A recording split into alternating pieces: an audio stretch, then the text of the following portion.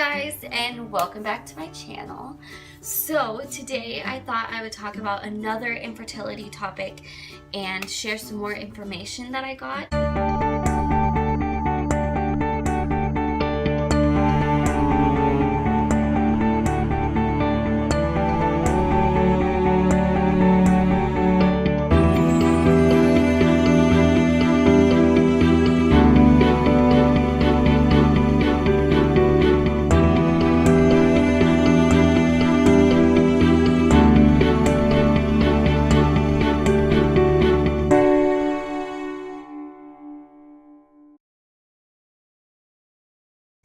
This is something that I honestly kind of could have guessed, but had no idea how much it would affect our decision-making process and how different it can make the IVF process look. We obviously need a donor egg. It's non-negotiable. We have to pay for IVF with egg donation if we're going down the IVF route. And part of what my infertility specialist talked to us about, or to me about, was the idea of fresh eggs versus frozen. There are a lot of egg banks that you can get frozen eggs from. The way my specialist does it is he harvests eggs from a live donor. He doesn't do frozen. He said I'd actually have to go somewhere else that they could refer me to do frozen if we wanted to do that, to cut the cost because of the difference in success rate. So with getting eggs from a live donor, he gave us a 70% chance success rate. And especially with my family history, my medical history, he seemed to think that there would be no problem with the first cycle being successful, and we would just use one of the eggs he harvested and then all the rest would be ours for later down the road. I did ask about getting frozen eggs because that is so much cheaper. You don't have to pay for medicine or procedures or any of the fees that come along with getting eggs from a live donor. And he said that he does not do that because he can't guarantee the quality. He can't guarantee how viable those eggs will be and how much of a success you can really have with them. He said, I could give you a 70% chance the way I do it. He said, I can refer you to somewhere if you'd rather do that to save money, but you could end up paying more because of the first cycle not having as good of a chance of being successful. It goes from a 70% chance of success to a 50% chance of success.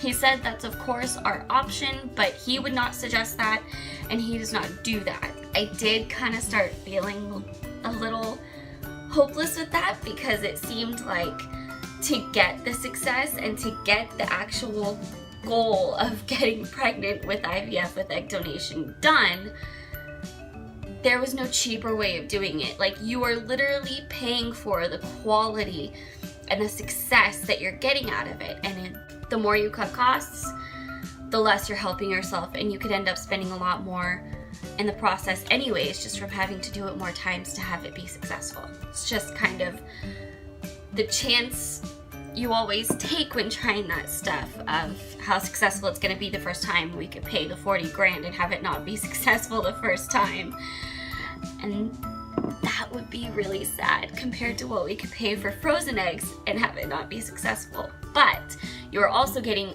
all of the eggs that they harvest, not just the one you use. So you're getting what you pay for. You really, really are. It's a scary number, but you really are getting what you pay for.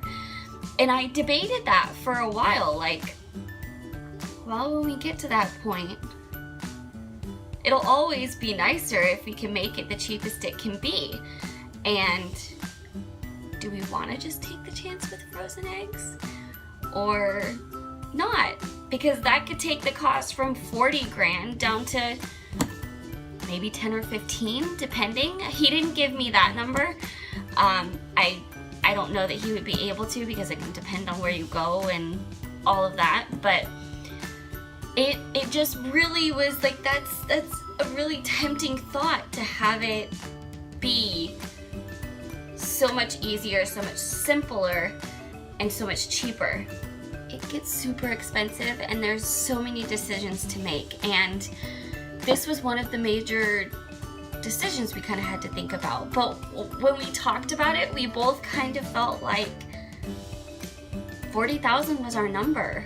Like, if we were going to do that at any point, whether it's 3 years down the road or whether it's next year sometime, because God just gives us the money for it, we knew that was what we should do.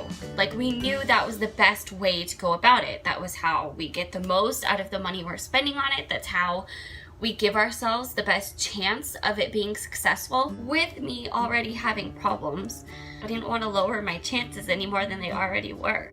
That being said, there is no reason it could not be a valid and valuable option for other people. Your situation may be very, very different, and you may be fine to take that chance. I don't know as much about frozen eggs. I know the process for using eggs harvested from a live donor. It's about a 3-month process, he told me. You go through this whole process of choosing the donor, getting the donor approved, because the doctor talks to them beyond just what you see in their file. You then start the medication process of preparing me and preparing her. Our cycles are synced up. We go through a cycle, they harvest eggs. Once they have the eggs, while I'm being prepared to receive the egg, they then fertilize them and put them in a little dish to grow. And after it grows a bit, they then prepare for transferring it.